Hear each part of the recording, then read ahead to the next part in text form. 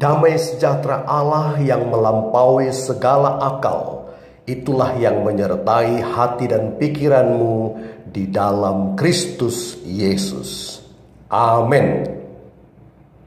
Shalom saudara-saudari yang terkasih, selamat berjumpa di dalam sharing khotbah Minggu 4 Oktober 2020. Tema kita hari ini adalah setara di hadapan Tuhan yang diambil dari kitab Kejadian pasal 2 ayat 18 sampai 25 yang nanti akan kita baca di dalam pembahasan khotbah. Nah, dalam khotbah kita kali ini kita akan belajar 4 prinsip kesetaraan di dalam Tuhan. Antara laki-laki dengan perempuan dan antara suami dengan istri. Nah, mari kita belajar prinsip kesetaraan yang pertama yang terdapat di dalam ayatnya yang ke-18 yang berbunyi, Tuhan Allah berfirman, tidak baik kalau manusia itu seorang diri saja. Aku akan menjadikan penolong baginya yang sepadan dengan dia.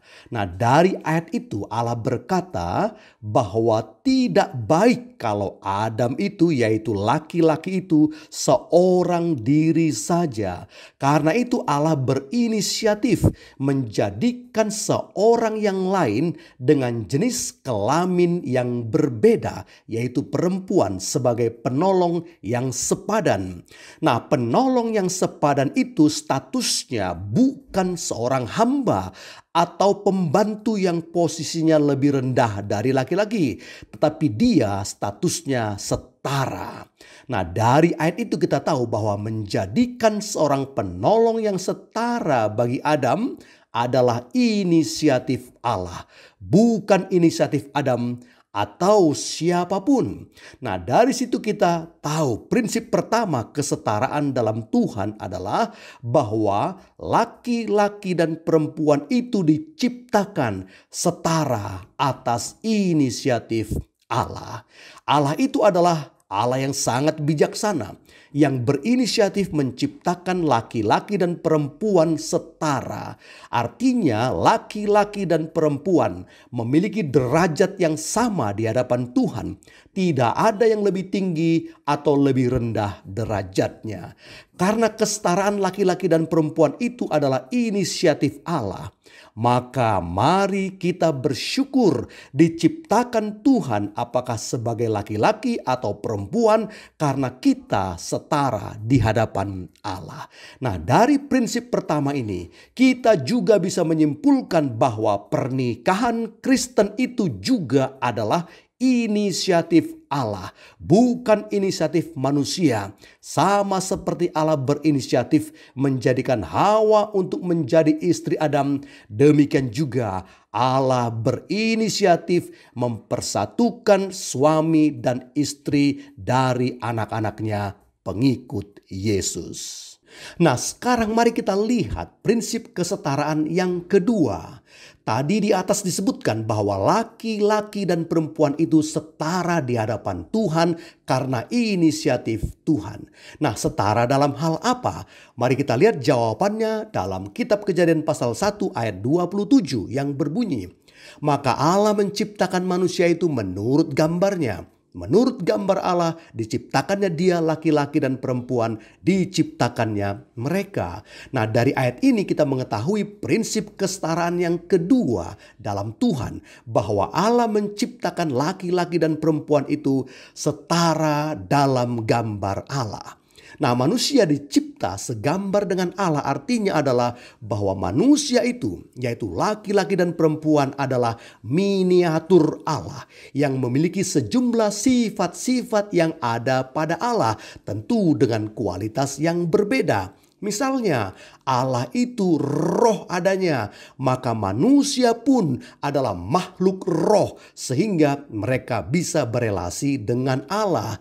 Lalu Allah itu bersifat kekal, maka manusia pun bersifat kekal. Kalau manusia mati, maka rohnya akan tetap hidup kekal selamanya. Kalau tidak di surga, maka di neraka. Hanya bedanya Allah itu tidak punya titik awal dan tidak punya titik akhir. Sedang manusia punya titik awal namun tidak punya titik akhir. Lalu berikutnya, Allah itu memiliki pikiran dan perasaan, maka manusia itu pun juga memiliki pikiran dan perasaan yang tentunya berbeda secara kualitas dengan pikiran dan perasaan dari Allah. Artinya, laki-laki dan perempuan itu setara dalam gambar Allah yang diturunkan oleh Allah kepada mereka. Nah, dari seluruh ciptaan Allah, hanya manusia yang diciptakan menurut gambar Allah. Karena itulah di dalam ayat khotbah Kejadian 2 ayat 20, setelah Adam memberi nama kepada segala hewan ciptaan Tuhan, maka firman Tuhan berkata, tetapi baginya sendiri ia tidak menjumpai penolong yang sepadan dengan dia, yaitu dengan Adam. Nah, di antara hewan-hewan ciptaan Tuhan itu, Adam tidak menjumpai satu pun yang sepadan atau setara dengan dia, karena segala hewan itu dan ciptaan yang lain tidak dijadikan segambar dengan Allah. Karena itu, mari kita bersyukur telah diciptakan oleh Tuhan segambar dengan Allah, dan marilah kita menghormati gambar diri Allah yang ada pada kita dan yang ada pada lawan jenis kita. Puji Tuhan. Nah, sekarang mari kita lihat prinsip kesetaraan yang ketiga yang terdapat di dalam ayatnya yang ke-21 sampai 23 yang berbunyi, lalu Tuhan Allah membuat manusia itu tidur nyenyak. Ketika ia tidur, Tuhan Allah mengambil salah satu rusuk daripadanya, lalu menutup tempat itu dengan daging. Dan dari rusuk yang diambil Tuhan Allah dari manusia itu, dibangunnyalah seorang perempuan, lalu dibawanya kepada manusia itu. Lalu berkatalah manusia itu, inilah dia tulang dari tulangku dan daging dari dagingku. Ia akan dinamai perempuan sebab ia diambil dari laki-laki. Perhatikan, sebab ia diambil dari laki-laki. Nah, dari ayat-ayat itu kita bisa mengerti bahwa perempuan yang pertama yaitu Hawa diciptakan oleh Tuhan dari tulang rusuk Adam. Artinya Hawa itu yaitu perempuan pertama itu diambil atau berasal dari Adam laki-laki pertama. Nah, untuk mengerti hal ini, mari kita lihat penjelasan Paulus di dalam 1 Korintus pasal 11 ayat 11 sampai 12. Namun demikian dalam Tuhan tidak ada perempuan tanpa laki-laki dan tidak ada laki-laki tanpa perempuan. Sebab sama seperti perempuan berasal dari laki-laki, demikian pula laki-laki dilahirkan oleh perempuan. Dan segala sesuatu berasal dari Allah. Nah, dari penjelasan ayat-ayat ini kita bisa menyimpulkan prinsip kesetaraan yang ketiga dalam Tuhan adalah bahwa laki-laki dan perempuan itu, khususnya suami dan istri itu, diciptakan Tuhan setara dalam saling membutuhkan. Nah, Adam dan Hawa diciptakan oleh Allah setara dalam saling membutuhkan. Demikian juga seluruh keturunan Adam dan Hawa, termasuk kita-kita ini, baik yang laki-laki maupun yang perempuan, kita ini semua saling membutuhkan, termasuk kebutuhan untuk memiliki keturunan. Karena sesuai dengan penjelasan Paulus tadi bahwa tidak ada perempuan tanpa laki-laki dan tidak ada laki-laki tanpa perempuan. Namun semua bersumber dari Allah. Nah, untuk saling membutuhkan, khususnya dalam relasi kebutuhan suami dan istri, maka Tuhan memberikan cinta yang khusus dan ketertarikan satu sama lain di antara laki-laki dan perempuan. Dan itu dilukiskan dengan luar biasa melalui perkataan Adam yang terdapat dalam ayatnya yang ke-23 yang berkata, inilah dia tulang dari tulangku dan daging dari dagingku. Nah, tulang itu adalah bagian dalam dari tubuh kita. Daging adalah bagian luar dari tubuh kita. Ini memiliki makna simbolis bahwa Adam mencintai Hawa dalam dan luar. Karena itu setiap suami haruslah mengasihi istri dalam dan luarnya, yaitu jiwa dan raganya. di dalam kesetaraan, saling mencintai, dan saling membutuhkan. Nah, ada kata-kata bijak yang berkata bahwa perempuan itu diambil dari tulang rusuk yang letaknya dekat ke jantung untuk dikasihi dan dekat ke tangan untuk dilindungi oleh laki-laki atau oleh suaminya. Nah, karena itu, marilah kita saling mengasihi dan menghargai di antara laki-laki dan perempuan, khususnya suami istri. Karena Tuhan menciptakan kita, menciptakan suami dan istri itu setara dalam saling membutuhkan. Puji Tuhan, ternyata masing-masing kita itu dibutuhkan oleh lawan jenis kita sesuai dengan kehendak dan rencana Allah. Nah, sekarang mari kita lihat prinsip kesetaraan yang keempat yang terdapat di dalam ayat yang ke-24 sampai 25 yang berbunyi, "Sebab itu seorang laki-laki akan meninggalkan ayahnya dan ibunya dan bersatu dengan istrinya sehingga keduanya menjadi satu daging. Mereka keduanya telanjang, manusia dan istrinya itu, tetapi mereka tidak merasa malu." Nah, perhatikan kalimat di ayat yang ke-24 yang berkata, "Sehingga keduanya menjadi satu daging." Nah, dari kalimat ini kita bisa mengerti prinsip kesetaraan yang keempat di dalam Tuhan, khususnya antara suami dan istri, adalah bahwa Tuhan menciptakan laki-laki dan perempuan, suami dan istri, untuk setara dalam keduanya menjadi satu. Nah, ini adalah prinsip kesetaraan yang sangat penting sekali, khususnya bagi suami dan istri, bahwa mereka menjadi satu daging, satu tubuh, satu jiwa sebagai suami istri yang tidak terpisahkan, yang saling memiliki di dalam kesetaraan.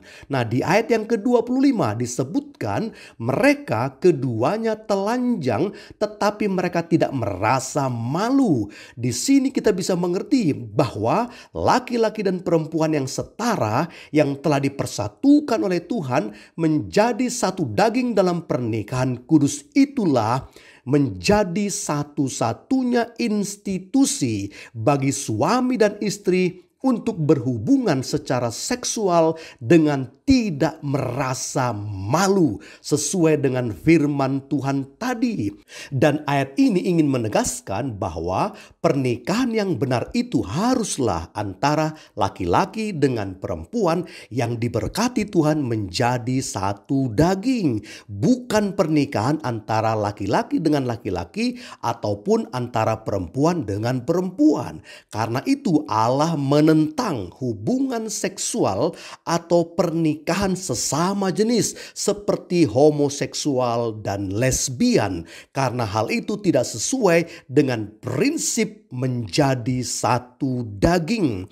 Karena prinsip menjadi satu daging ini hanya bisa terjadi antara laki-laki dan perempuan dalam pernikahan kudus.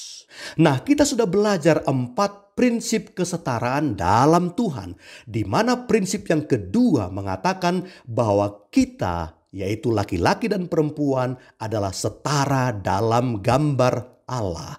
Namun demikian firman Tuhan dalam Roma 3 ayat 23 sampai 24 mengatakan, "Karena semua orang telah berbuat dosa dan telah kehilangan kemuliaan Allah, dan oleh kasih karunia telah dibenarkan dengan cuma-cuma karena penebusan dalam Kristus Yesus." Nah, dari ayat yang ke-23 ini kita tahu bahwa dosa telah merusak gambar Allah dalam diri kita sehingga kita kehilangan kemuliaan Allah, dan hal itu menyebabkan terganggunya status kesetaraan kita.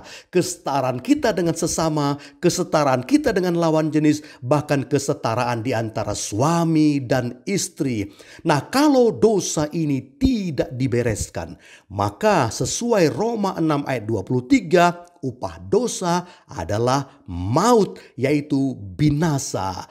Namun puji Tuhan, dalam ayat yang ke-24 tadi Allah memberi jalan keluar, yaitu penebusan dalam Kristus Yesus yang membereskan semua dosa-dosa kita. Dan hal itu terjadi ketika kita bertobat dan percaya pada Yesus. Dan hal itulah yang membuat kita menjadi ciptaan yang baru, yaitu menjadi anak-anak Allah. Dan pada saat itulah gambar Allah dalam diri kita dipulihkan, sehingga kita bisa menikmati segala berkat dari kesetaraan dalam Tuhan, yaitu berkat setara atas inisiatif Allah, berkat setara dalam gambar Allah, berkat setara dalam saling membutuhkan, dan berkat setara dalam keduanya menjadi satu daging. Puji Tuhan, marilah kita menikmati kesetaraan di dalam Tuhan. Kiranya firman Tuhan ini memberkati kita di dalam nama Tuhan Yesus. Amin.